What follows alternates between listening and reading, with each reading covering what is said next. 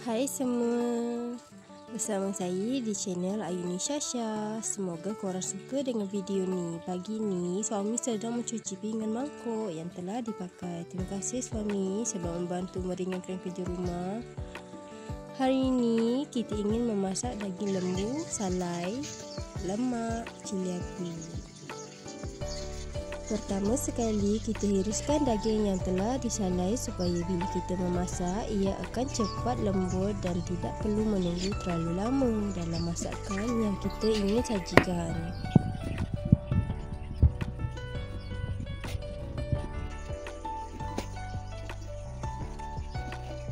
Sedang saya menghiris daging lembu salai, suami saya membantu mengupas daun bawang yang ingin kita gunakan untuk masakan, dan suami saya juga menumbuk bahan-bahan yang telah dikupas oleh suami. Sambil suami menumbuk bahan-bahan, saya memetik cili kampung yang ditanam sendiri di belakang rumah, dan saya memasukkan garam dan Ajinomoto. Dan ini plastik yang saya gunakan supaya tidak merecik ketika saya menumbuk cili. Lagi kita menggunakan batu lesung untuk menumbuk cili. Confirm biji maupun kulit cili. Ini suami sedang mengambil serai di depan rumah yang beberapa tahun kita tanam. Nampak segar dan bertambah banyak serai-serai yang kita tanam.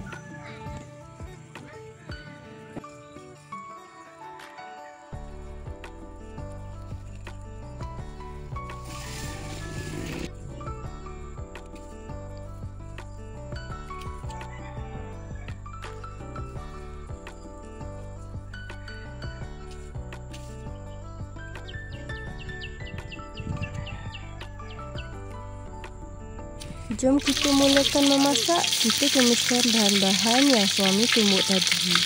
Lagi sedap masakan kita kalau kita menggunakan penumbuk daripada menggunakan blender. Ikut suka korang. Kalau korang suka menggunakan blender atau penumbuk. Kalau saya suka menggunakan penumbuk.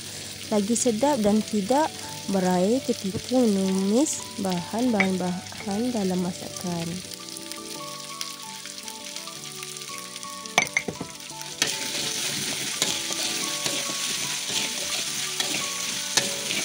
Tumiskan bahan-bahan sehingga kekuningan dan jangan lupa masukkan serai. Kali ini saya terlupa masukkan serai, sedangkan serai ada di tepi saya. Selepas bahan-bahan dah kekuningan, masukkan daging salai dan kacau sehingga sebati.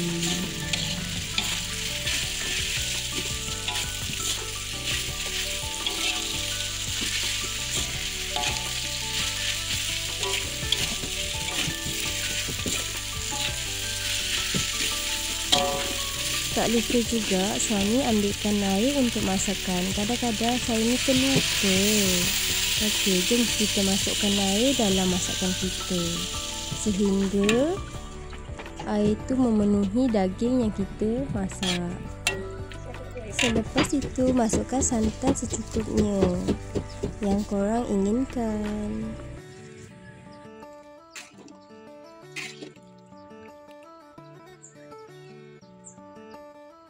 Biarkan beberapa minit dan kisar masakan kita. Jangan lupa cuba. Kalau tidak masin, cukupkan dengan garam. Kalau tidak rasakan balance, cukupkan dengan Ajinomoto. Ni dah siap. Saya pindahkan untuk anak-anak saya sebab anak-anak saya masih kecil.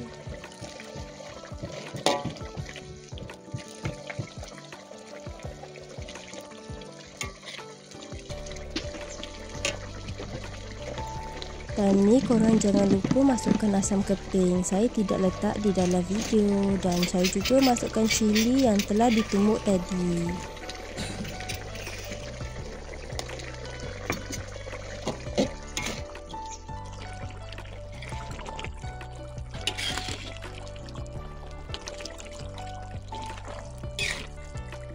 Setelah beberapa minit, masakan kita pun telah selesai. Ni hasilnya.